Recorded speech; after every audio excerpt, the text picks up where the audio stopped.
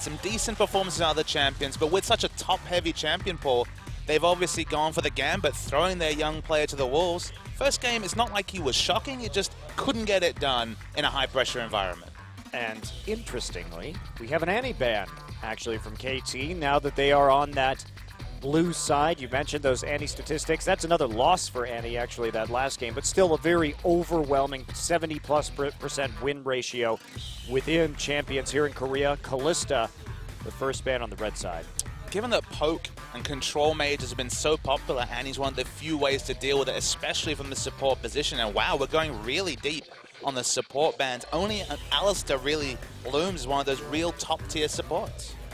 NaJin, are they going to ban the Rise themselves? They were suckered into picking it in the match against Jin Air, and it really didn't work. Have they learned how to shut it down on their own? And it's actually NaJin that will ban the Gragas.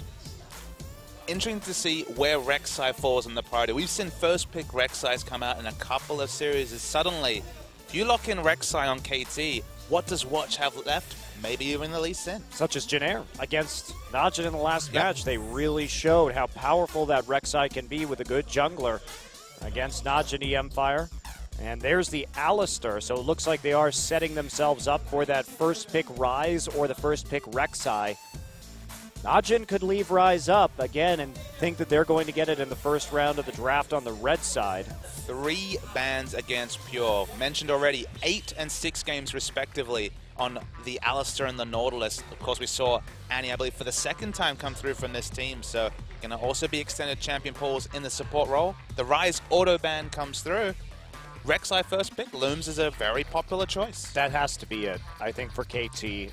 They must have been watching those Jin Air games, saw the weakness that Watch had when he was forced onto a tertiary pick like Evelynn, and there it is. So KT going to emulate Jin Air's draft from the blue side and see if they can put Watch in a similar situation where he's not able to hard carry the game to the same degree he did last time. My guess is Lee Sin, because that's the one champion where you can hard carry the early game and then go more to the peel style that we saw when we were watching the replays of Watch's MVP performance in Game 1. Gonna flash the Echo, jungle Echo, Echo in the mid. Hasn't had a lot of success so far in Champions.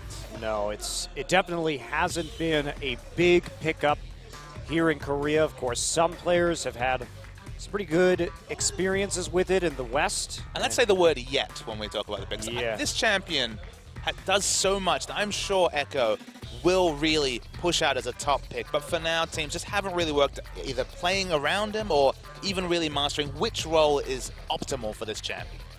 Duke going with the early Rumble this time around. That is a champion that fell all the way through picks and bans in the last game, despite being very popular here in the Korean scene. And Watch is going to go on that Evelynn again. Now, he was found out very easily with the Tremor Sense by Chaser. How smart is Score going to be with his pathing in this game? Do they have a plan to deal with Watch's Evelynn like Jin Air did? I think you also want to prioritize some semblance of a pick support. Now, awkwardly, you've banned out 3 of them, KT. But I feel like Thresh might be the pick here, just so that you have something that can easily roam into mid, just like we see so often from Snowflower, and add pick pressure, because you have so much extra information about Evelynn when you have the Tremor Sense. So pick initiation from support could be powerful. Fixer also an excellent Thresh player, one of the best in Korea. So taking something like that could be noteworthy. The Azir was banned last game by NaJin, and she may just want to go for the Victor one more time, but that probably just means that Goog's going to play Cassiopeia again. And Arrow, interestingly, moving away from the Sivir and onto an early pick Corki. I understand the Victor. The Corki pick here is a bit questionable. It's actually a shocking time to decrease your Sivir priority, because Sivir's so wonderful against Rumble. That quick burst of speed gets you away from multiple ticks of the Equalizer. It's one of the champions that often answers an early Rumble pick or complements an early Rumble pick. But in this situation, freely open to OQ. Maybe they'll actually keep their AD carry position for last and then try and see if it's safe times for Vayne. But so far, we're waiting to see. They're flashing the Xerath, but only GBM really confident enough to go with that pick. No, I think that definitely here you go for the Thresh. You take that again for Pure. You take the Sivir, or you just you grab a mid laner right now, Cassiopeia, and then go for that Vayne last, the old NaJin special this season. But they're going to lock in the Sivir and the Thresh. So what exactly is Fixer going to be playing here? The big pick, of course, he's played commonly, but specifically against Corki was, of course, the Braum, which he still has a 2-1 record on. Very unique in the Braum picking. Dirty Braum picker, I believe we've leveled against him now. I believe is it 5.11 or 5.12 that slight Braum buffs come through? I believe that's 5.12. It might be. I'm not 100% clear. I believe you're right in that case. But Braum still, look, he's not a laning champion, but can do some interesting things in the team fight. I don't really like it in this particular comp, but it's definitely the champion that Fixer's played the most that's actually still available this draft. So, Maokai, some days most played champion so far this season, has a very good win rate on it. Fixer maybe defaulting to some peel right here with the Janna, and that means that Score and Edge are going to have a lot of time just to poke from the back line, and that'll be how they want to play out these team fights. Oh my, here we go again. Okay. Now, Renekton can mess up a Rumble. That is a very good 1v1 lane matchup, reminiscent of the Riven matchup, but of course, itemizing more on the tanky side usually, although from the previous game, definitely was focusing on damage. Can they actually play around it? Because notably, despite having a pretty good 1v1 matchup, we did not see Score path around Someday very much, or even in the game against SKT, when we saw Someday break out the Riven, we still wasn't seeing Score path around the favorable 1v1 top lane matchups.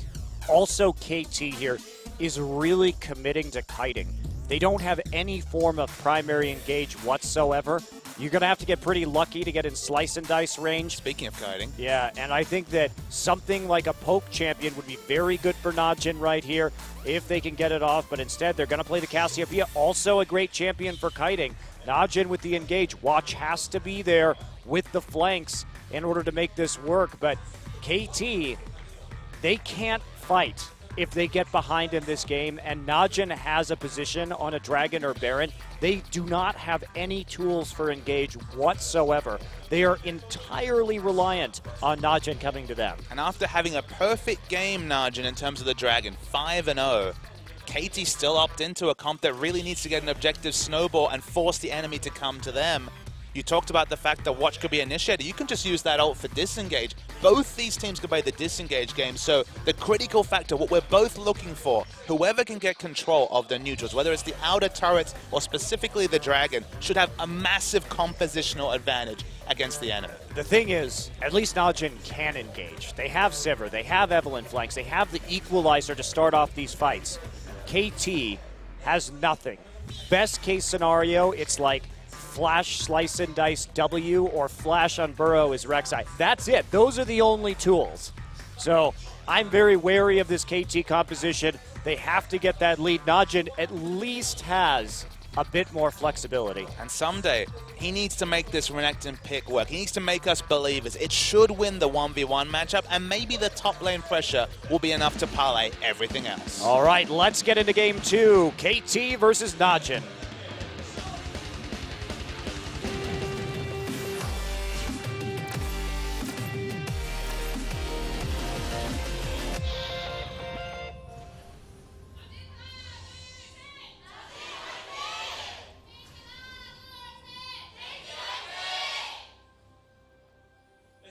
Well, NaJin up 1-0 here in this game.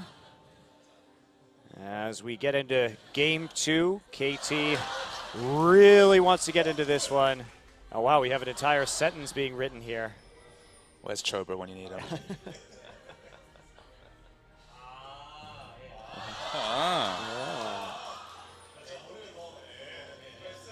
So Renekton.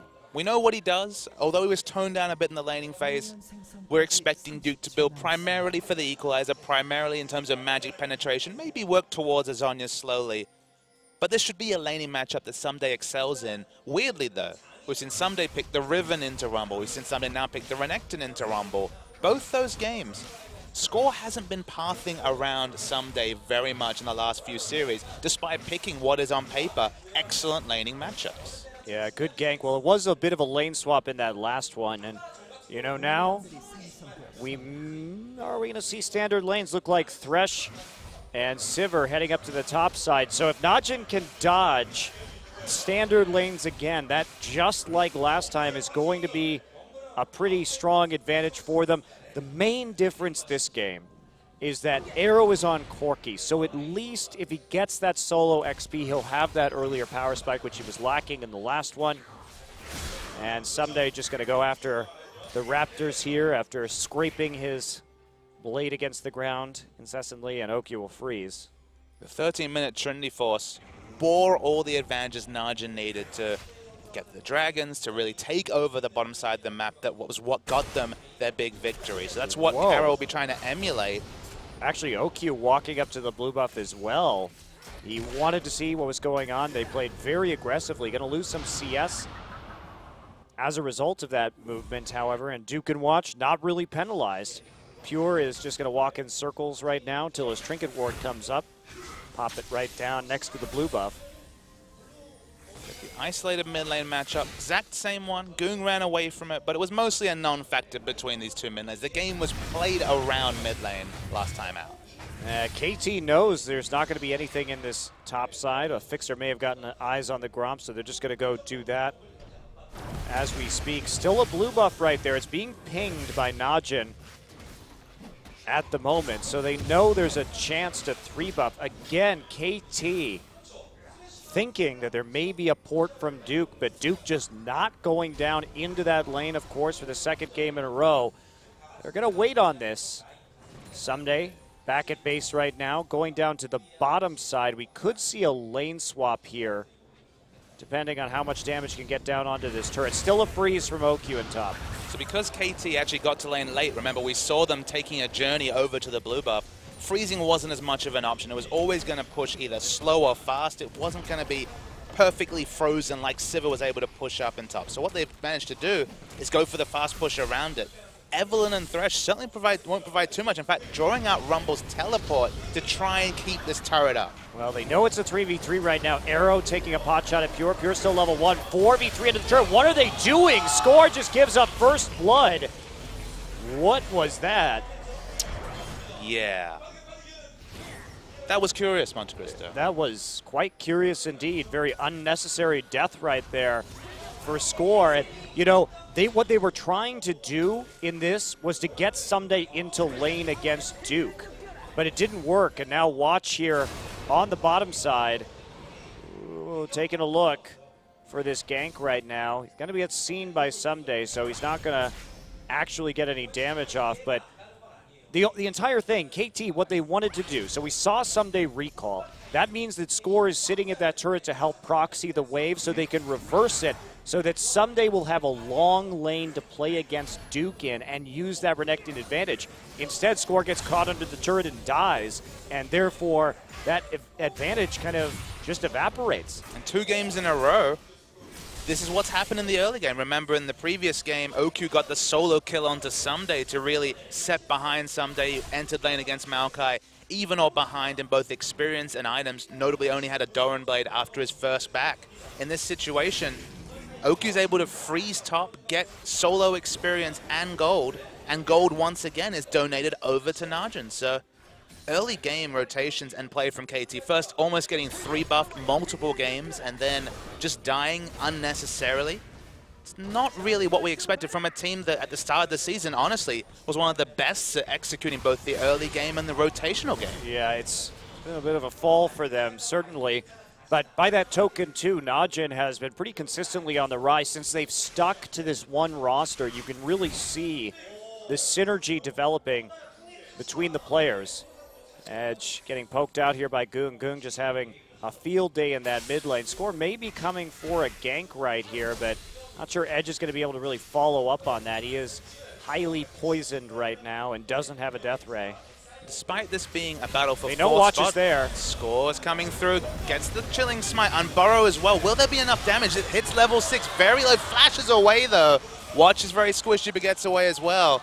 NaJin managed to make the evasive maneuvers and no one dies in mid. No, nobody dies. Goong has to burn his flash.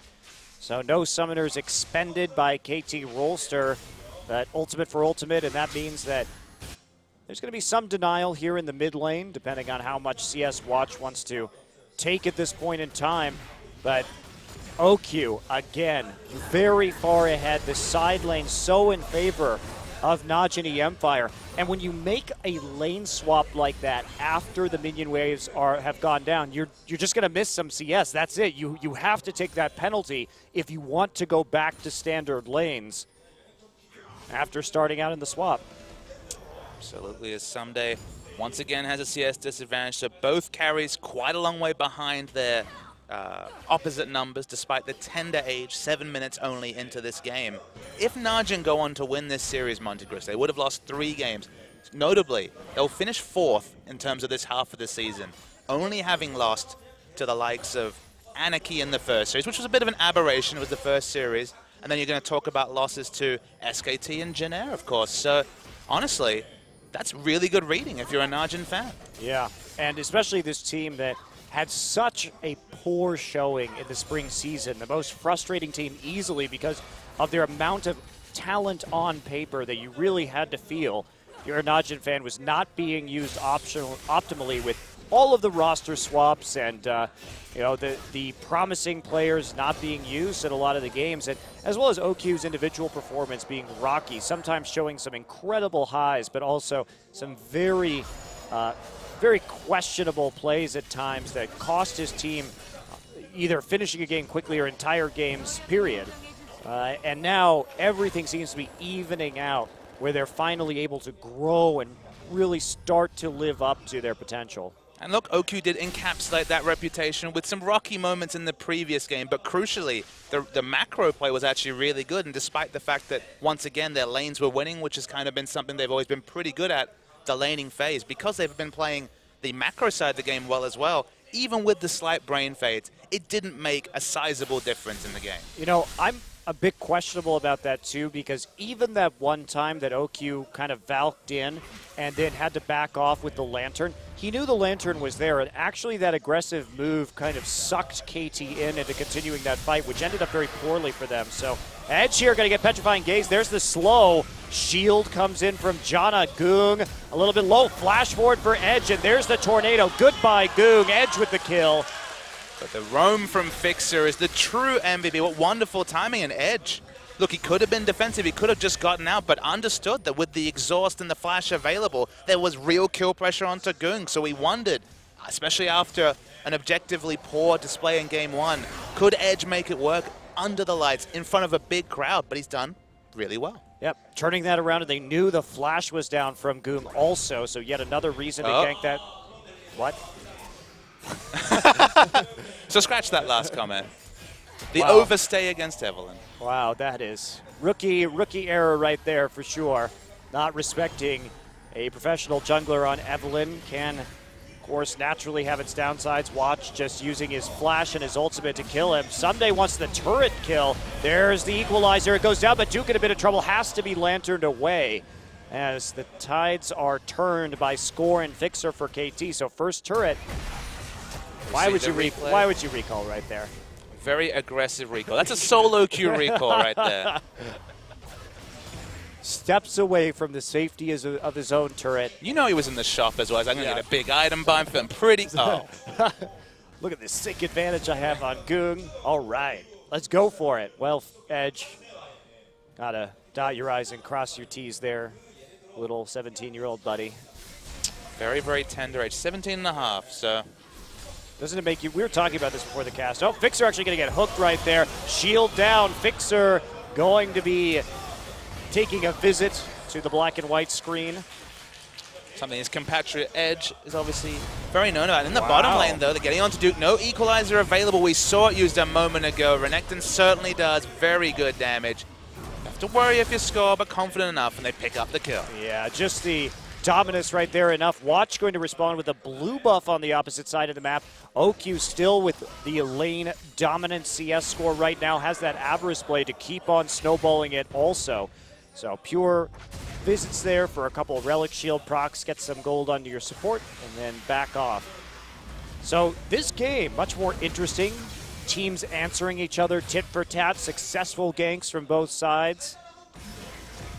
OQ is the big benefactor both of the early freeze, so his experience He's able to pick up solo experience in the early game, but the Avarice Blade compounding the lead. Definitely a snowball item choice. We see that Petrifying Gaze once again. It's going to be 2v2. Edge is quite zoned out of this fight. Watch has a lot of health. Looks like no kills to be picked up. And Pure there, waiting in the black, seeing if he can get a follow-up death sentence and turn it around. Score and Edge not going to commit to that when they have inadequate vision on the lower side of the river. Goong didn't have to use his flash right there either. It's another benefit of that situation for him. And there's Goong going in. Edge just finds himself all alone. There is no vision for him, and Goong with an all-in. Doesn't even have to flash for it. Edge just coming undone here a little bit in this game. That he's not making very good decisions. Yeah, they're unforced errors. He did not have the defensive vision to be pushed up more than halfway up his lane against a high-damage mid laner like Cassiopeia. His dying, of course, relieves any pressure off taking this early Dragon. And the Dragon Snowball was 5-0 in the first game. It's going to be 1-0 to NaJin here. Yeah, and that you just can't make those kind of errors because he knew going into that situation that he didn't have flash, Goong did. So playing aggressively at all carries its risk. And Score was on the opposite side of the map, but he had already left trying to get some wards into the top side jungle, and that's a very bad decision from Edge. So I really like the re-engage and aggression to pick up his first kill, Edge, but dying quickly to Evelynn afterwards. And now dying to give up an objective, in fact a couple of objectives over to NaJin. Could have started a snowball very early in this game. Yeah, there are still some advantages though. This time Someday does have the kill. Tower advantage to KT also, which they can continue to pile on because there's only that one turret left, and they have Corki and Victor. Great poke, great siege as we enter the mid game. They can get that outer ring down and then regain control of the Dragon. But one sad fact of tonight at this point is that KT has yet to get a single Dragon in these two games. Yeah, 6-0 is the Dragon score.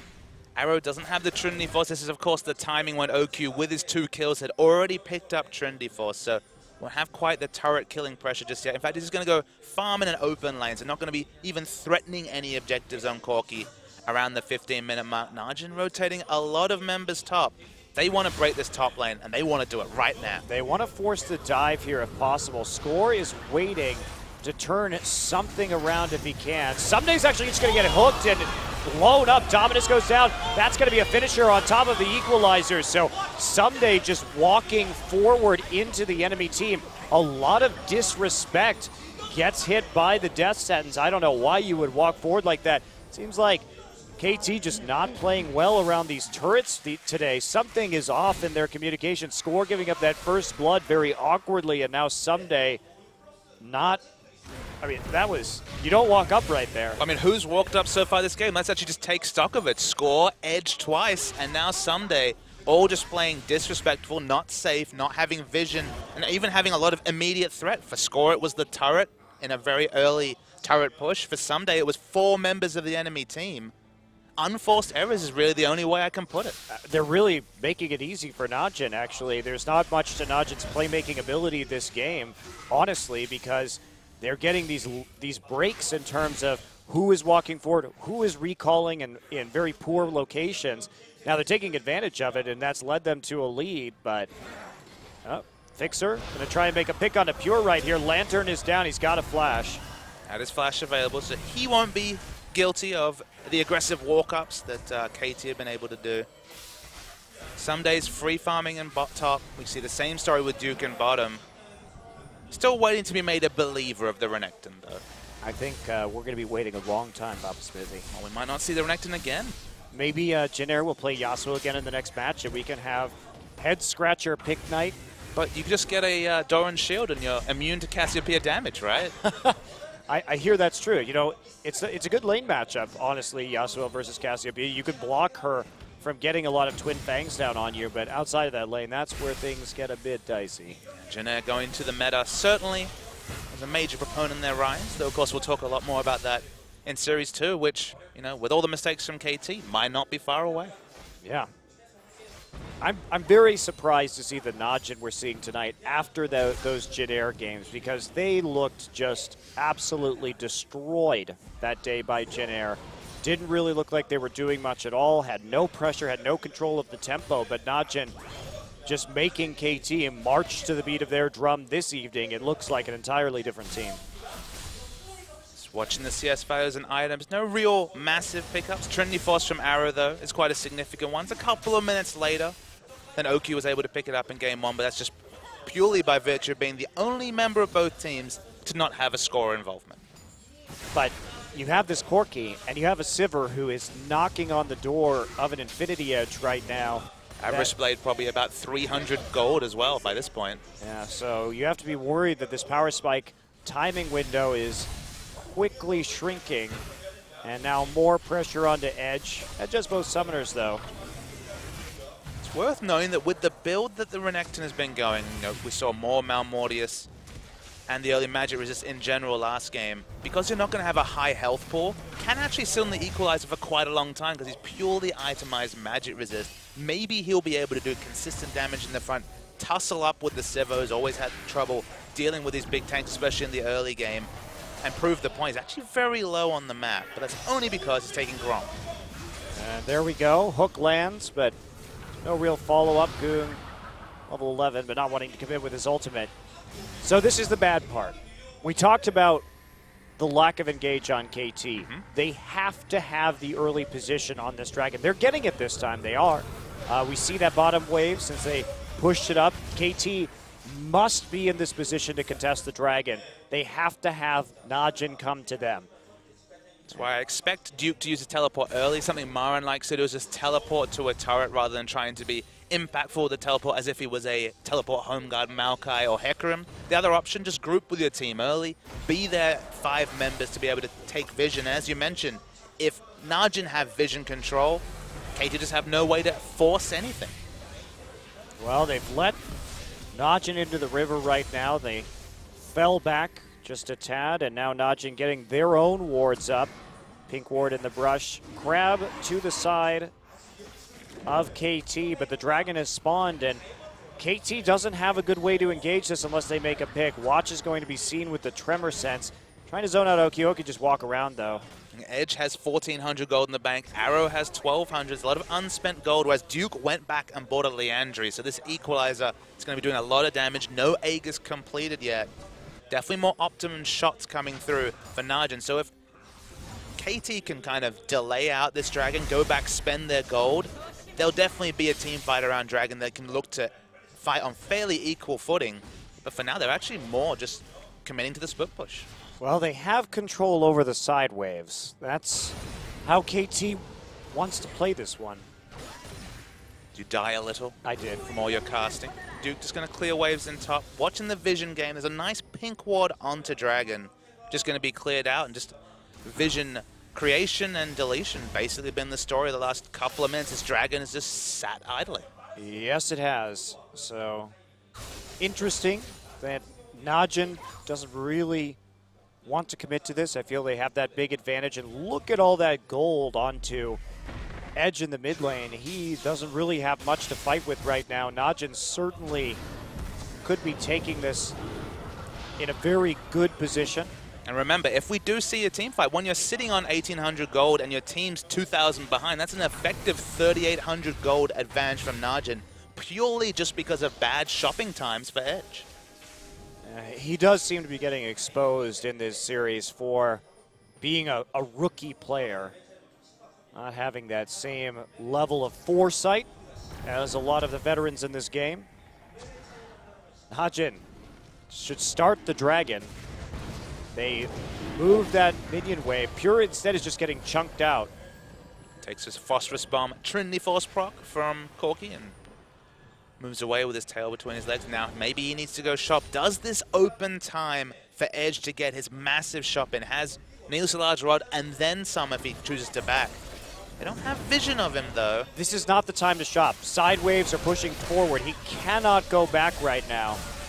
They're going to try and steal. Can score, get it. He's going to go under the wall. Pure. Actually, Edge just gets hit by a massive equalizer right in the choke. Flash forward from Goong. And there you go. Twin Fang follow-up. Watch gets over the wall. Hits the Agony's Embrace. And now more poke. Just going into that choke point.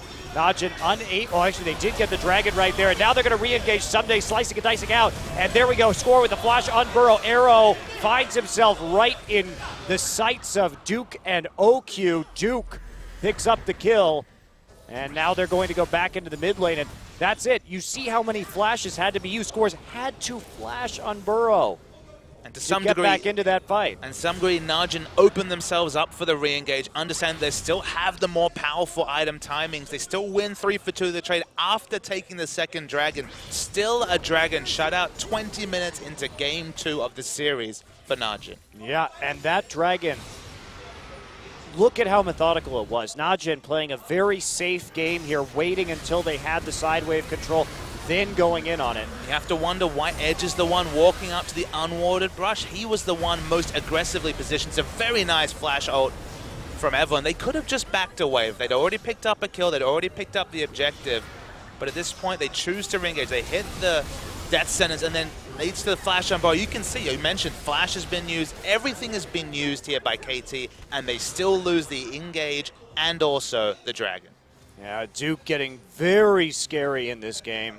Infinity Edge Static Shiv completed for OQ here at the 22-minute mark, and now the game is really going to start tilting in favor of NaJin. They have the control over Dragon yet again, and KT has failed to get the lanes right in the early game, and they are now at a deficit as a result. And it's 2 series in a row where I think picking favorable lane matchups for Someday and not empowering him to either split push or ganking his lane in favorable matchups is costing KT. What is the point of a Renekton who's 35 CS behind Rumble, who's always going to be a superior team fighter? No defensive vision for Someday to overextend on the Renekton, just like there was no defensive vision for him to play aggressive against Marin's Rumble when he was playing the Riven that game. What is Someday to do, and why are they picking these lane-dominant champs if they're not willing to comp or play around them? Well, it's also an issue of they usually do play around Someday. Exactly. So what is going on tonight where that priority has just gone downhill?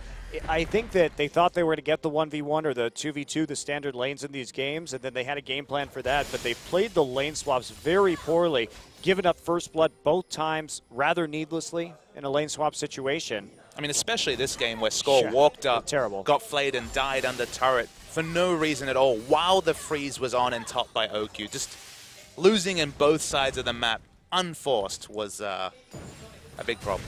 A lot of errors from KT Rolster in this series.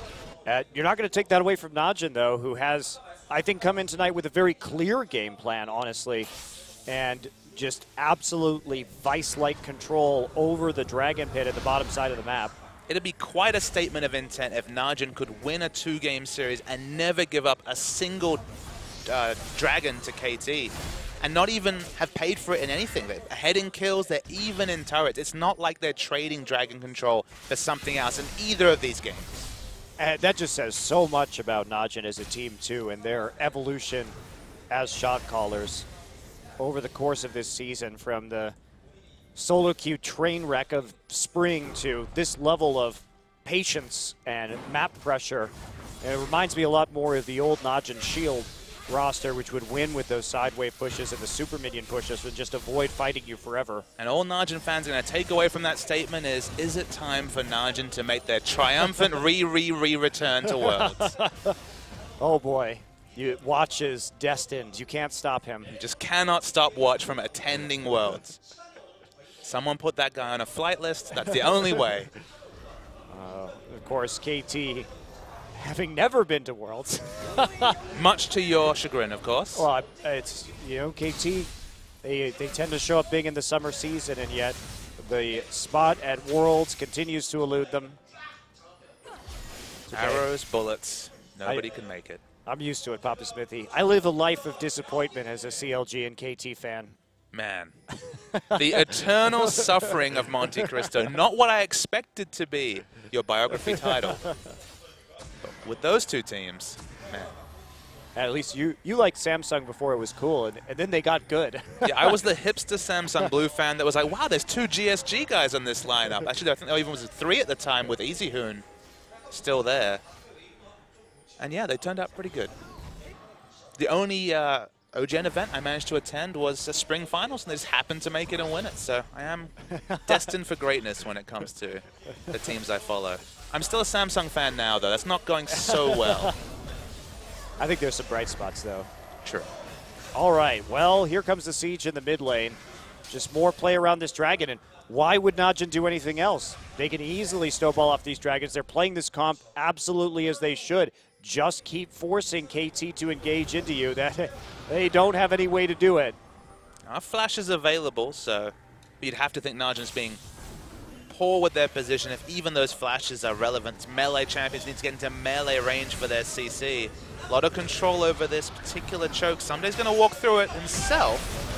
They only have OQ there right now doing damage for the sign. Someday getting very low. Pure nearly dies. Oh. There's a 4-man equalizer. Holy cow, that AoE. Duke just going on cleanup duty after that engage. And KT, that engage just doesn't work. The Renekton gets hooked, and there is nothing they can do to CC OQ. OQ had the freest number of auto attacks on this side that I have seen from an AD in a while. And all KT can do with these melee champions is try to get in melee range for CC, which means the moment they realize they have to back away, they layer on a beautiful equalizer from Duke. Damned if they do, damned if they don't, KT. Well, I think this composition has obvious flaws to it when it was selected, and I'm so confused because looking at the start of the season, KT's draft was so airtight. They were getting away with picking a lot of power picks, really intelligent compositions. But where has that gone now for them? Because picking this Renekton, picking a composition with no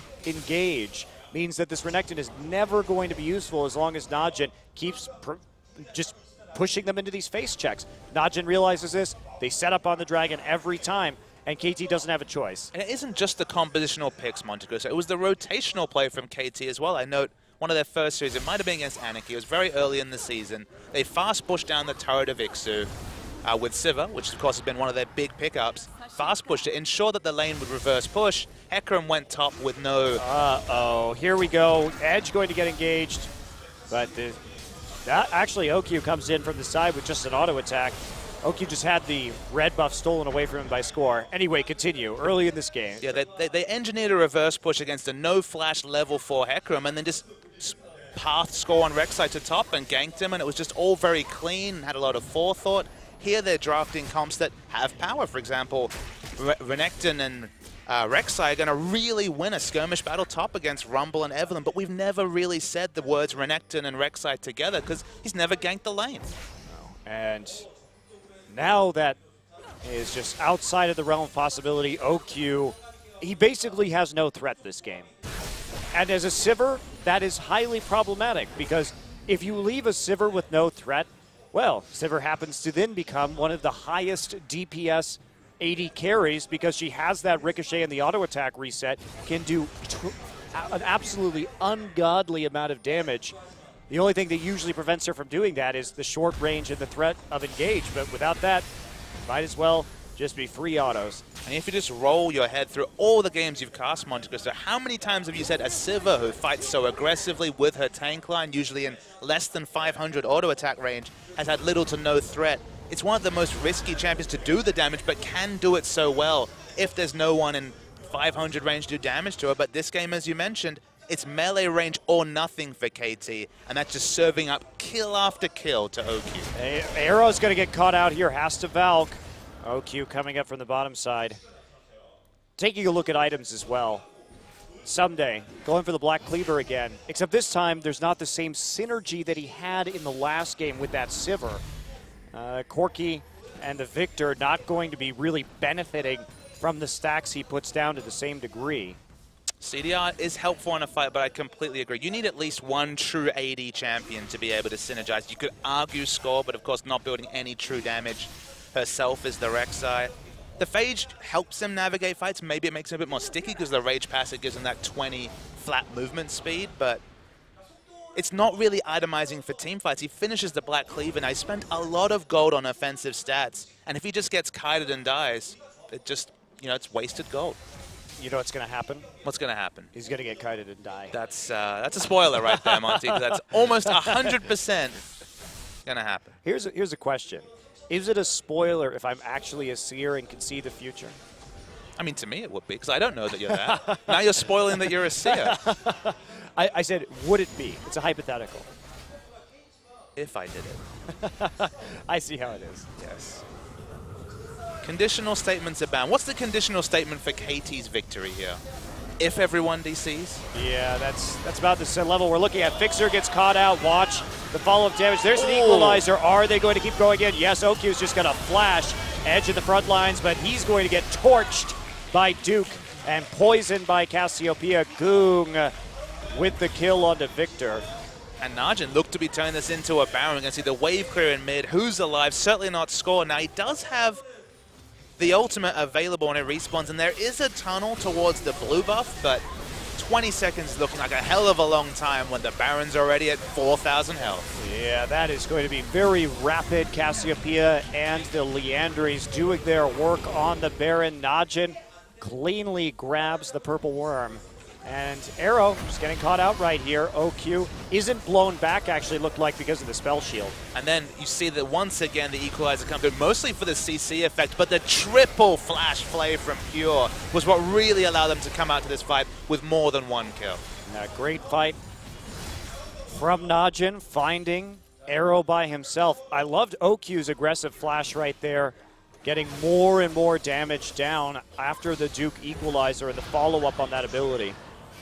And I must say, I've never been a fan of Arrow on the Corki. We've seen very long games where he just doesn't get much damage done, and Trinity Force Bloodthirst does a little bit of poke, but certainly no real damage, because it's just not damage modified. It's not attack speed or crit. Yeah, and he may not need that much damage right now. Evelyn just starting to get tanky. Duke has his Zonias, but there's not a really big true tank on this team yet. But yes, the later this game goes, the bigger problem that Bloodthirster becomes. Imagine just poking around 3-0 in Dragons. They can easily kite back and have so much advanced warding and minion waves pushing in as OQ just goes crazy on Someday. Remember, he has no armor whatsoever. Almost dies to what, 4-5 auto attacks? Well, OQ zeroing in on a Bloodthirster right now. He's got so much money. And that means that Someday can't really split push any longer either. Purely itemized to try and tussle with Rumble, a tussle that we never saw, that was oft alluded to in Champion Select, but never actually happened. Another auto turret goes down, only one left on the map, and NaJin gonna make it academic and pick up that 4th dragon. Wow, so this will set them up for a 40-minute dragon number 5 if they want to go for it. The dragon drought for KT stretches into 9 consecutives in this best of 3. Gotta ask the statisticians out there, has there been a best of 3 series where one team did not pick up a single dragon? Okay, maybe in a first v last, but even then. Okay, NaJin going hard again. Edge still trying to play the outside. No further commitment. There's the Cimarol now. Now they want to go in. Equalizer into the choke point, into the jungle. Not sure there's going to be enough follow-up damage, though. Goong wants the flank, but there's not really a whole lot they could do there. Score chilled on the equalizer for about 4 ticks, took 800 health, but they will be able to pick up their blue buff. Not surrendering much map control. That time, OQ's ultimate didn't really lead to a lot. No, I think a little bit. Split call there from NaJin, kind of decided to engage, then disengage, and then re-engage again, and by that time, KT was too far gone to make it work. And actually, they're going to lose a tower for it in the end, or very close. Dramatically out position, but even just pure opening up was enough to dissuade KT and get them to back away. 4 minutes or so, 5 minutes even, till Dragon spawns, and that forces a fight from KT. It was notable that the 4th Dragon was in complete vision of KT, so they do have an exact timer.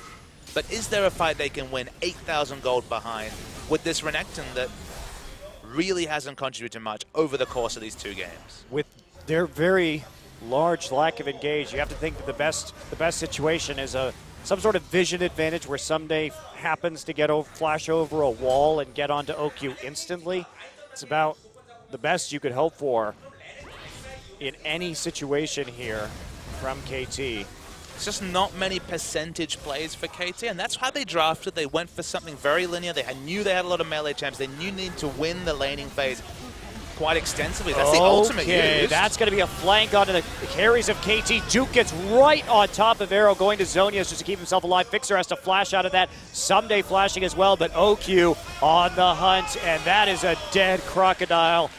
Nice new cowboy boots for OQ right there.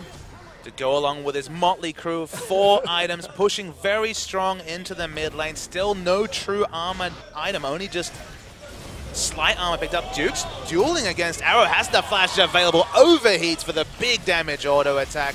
And you can pretty much pencil this one in. NaJin going to break the base easily. Yeah, they will. Keep on walking forward as well. OQ with the big Bloodthirster shield is not going to be afraid. That's it. And another inhibitor down. They can wait out. Only 3 minutes until the next dragon. How cautiously would they like to play this game? One would think they'd like to play pretty cautiously. Man, Duke has been great. Away from his usual kind of playstyle. He's been early picking Hecarim and then dealing with bad matchups like the Gnar, like a beast most of the season, 4-1 on that Gnar.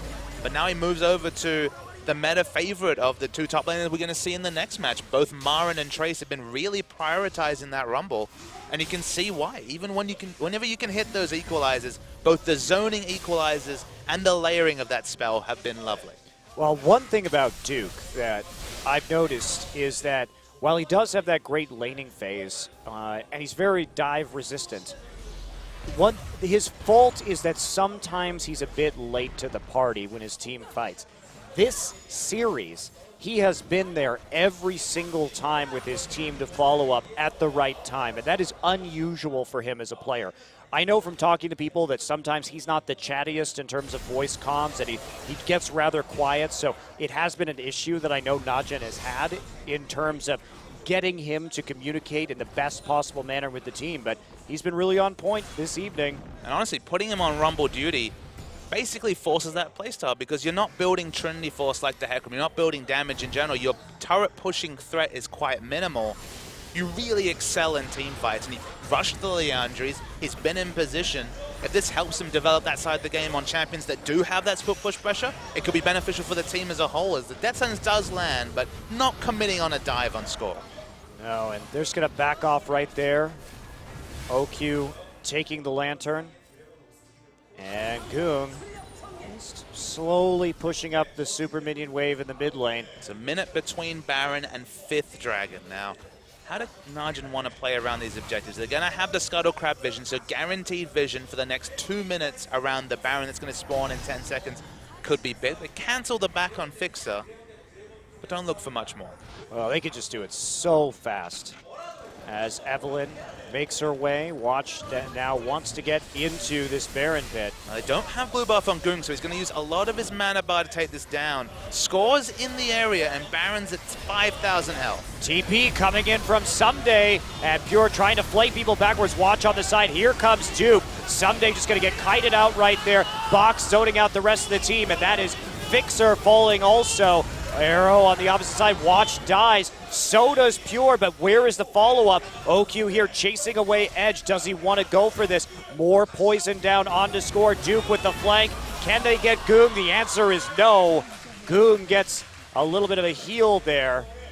It's like dangerous game, baby. They're looking to maybe go back and pick up this Baron. Notably, the Dragon is up in 15 seconds. It'd be the safer objective. But they're going to try and rush it down even without the smite, and even though Goong's at 50% mana, seems like it's still going to be academic. Yeah, it is. They're going to back off. However, this could... No, it's not going to result in... I lied. It's not going to result in a counter dragon at all. Everyone from NaJin will get there in plenty of time. No TP on Someday. Void Rush on score, but he still got 20 seconds, so still no shot. That was the right call for sure for NaJin. And it's just... what a KT to do with fiercely melee champions, with melee range engaged, fighting around a Baron with an obvious choke for them to back into that plays right into Rumble's hands. The equalizer splits the team. They pick up both the diver and dive onto the enemy. NaJin playing these team fights so intelligently and stacking advantages. 5th Dragon and Baron picked up at 40 minutes. Great shot calling. Just...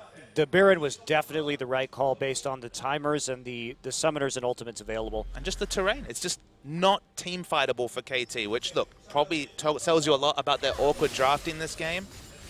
But even those edge cases where they could have gotten a big lead in the laning phase, they just never really played into them. OQ has 2 static shivs. Gives you a lot of movement speed, but probably not the best use of gold.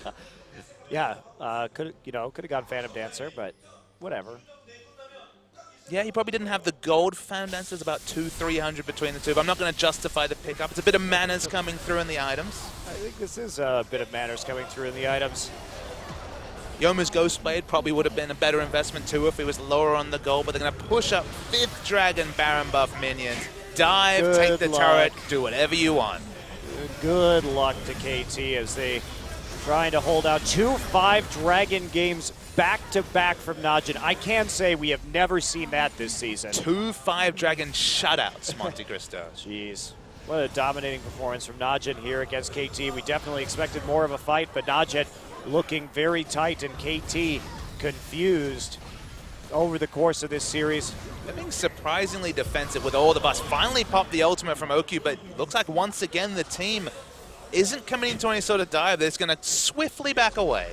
Well, at the same time, they know that's KT's only way to win this game. So they really shouldn't do that. They should just play this methodically. They're going to cut off the wave right here. Duke, the designated player to go clear out these minions and then just stop the wave right outside of the base and walk forward with his own minions. It's going to take some time, but this is how you want to play it if you're NaJin, honestly. And it takes 5 dragons, but finally Duke is a threat to minion waves. Because, of course, the Flame Splitter does reduce damage to minions, but because every tick applies the 40 damage from the 5th dragon, you clear pretty good. Pretty well. Pretty well. This is where we've gotten to, the grammar fight. Well, there's nothing else to fight about in this game. Certainly KT's not going to be fighting, so I I fight with you instead. That's fair. I would say that our fight is not as one-sided, but that would be a lie. Okay, here we go. As Edge just going to back away off the equalizer. And now Score gets hit by the Flay. Goong going to pick up the kill. Someday tries to get into the mix. Box goes down immediately. And Goong getting low, but not quite low enough. Hook onto Arrow. And there is OQ with the triple kill. And that's going to be the end of this game. A massive crit coming through from OQ. That'll be the game. Complete whitewash from NaJin in many different ways. 10-0 in the Dragon counter over 2 games. Unheard of neutral control by NaJin EM Fire.